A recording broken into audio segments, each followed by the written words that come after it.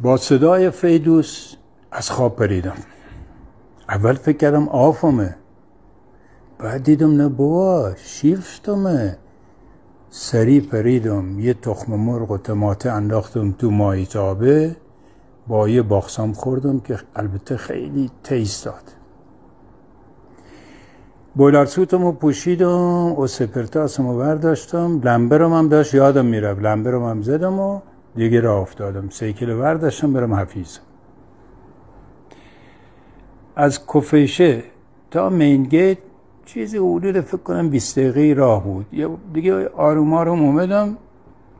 از سیکلین که رد شدم نزدیک اسپیتال دیدم یه اسکیدنتی شده. پیاده شدم رفتم جلو تماشا کنم ببینم چی شده. دیدم یه سیکلی که نه تریک داشت و نه بریک زده بود به یه ماشین واکسال کنه و این بکلیت جلوی این ماشینه شکسته بود. راننده یه آدم هیکلمند بود که کمش رفته بود تو آفساید با یه فیس فول از اوف و گراتا. عصبانی اومد بیرون. پسره که دید، یه پسر اولی یه پسر سمبوی بود، گمپل قوطیگوز.